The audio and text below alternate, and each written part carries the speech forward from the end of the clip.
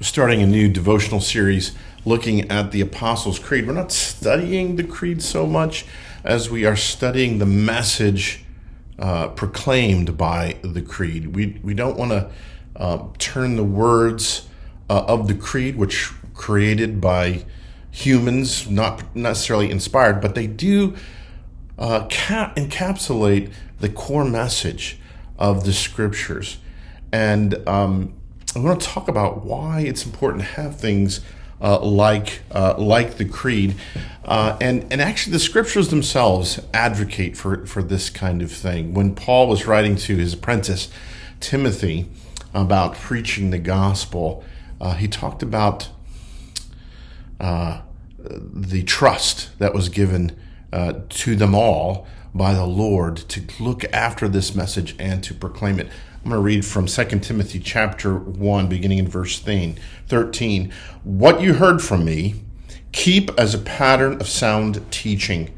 With faith and love in Jesus Christ, guard the good deposit that was entrusted to you. Guard it with the help of the Holy Spirit who lives in us. And I'm going to focus on one aspect of this passage, the idea of guarding it, how important it is and how we get it really wrong. Why do we need to guard the gospel message? Well, it's because we're so prone to twisting it.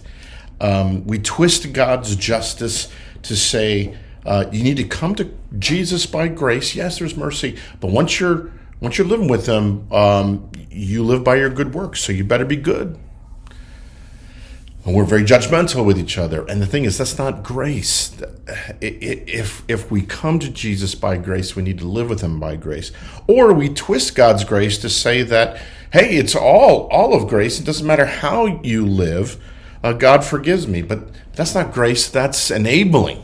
It's enabling bad behavior. We've got to affirm God is righteous and the obligation we have to live accordingly. And we have to affirm our failures and our need of that grace over and over again, that we might be enabled to live more like Christ.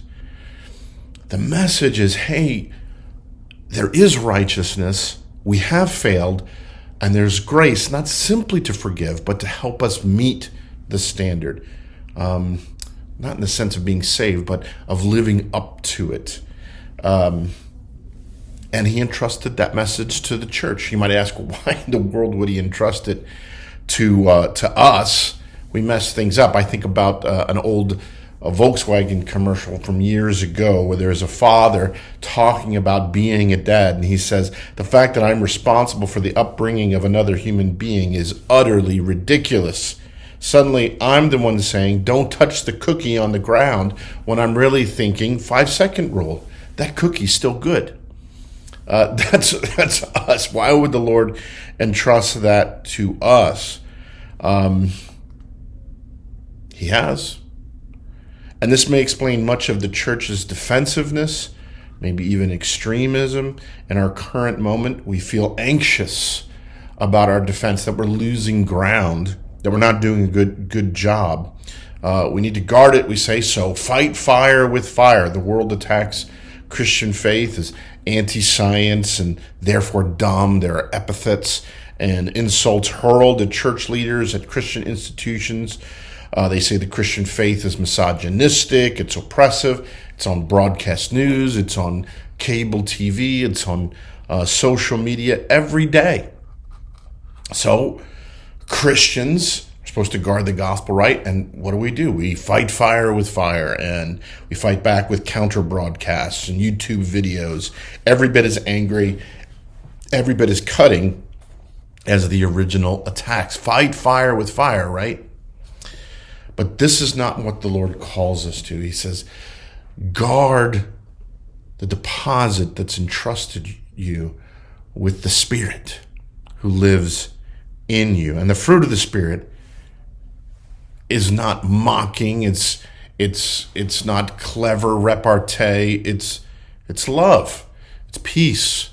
It's gentleness. Much of our anxiety about the surrounding culture about our fortunes, even about our families, is because we believe God will lose if we don't do something about it. And when we're afraid, we often become mean. But here's the thing, we have no need of insecurity. If we look at the creed and the powerful message it proclaims, God is victorious. Maybe not in the ways we think, but he is victorious. Romans 8 talks about this. Who shall separate us from the love of Christ? Shall trouble or hardship or persecution or famine or nakedness or danger or sword, as it is written, for your sake we face death all day long. We are considered as sheep to be slaughtered. They're hard things, and they will come. Nonetheless, he says, no, in all these things we are more than conquerors through him who loved us. Jesus is risen. It's true.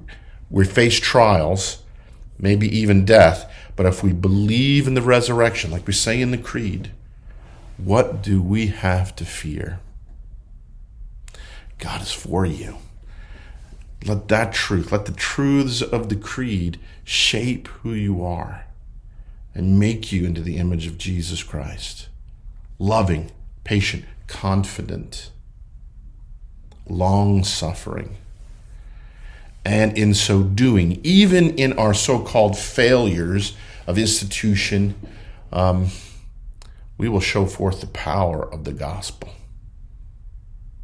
Believe and be changed. Blessings on you all.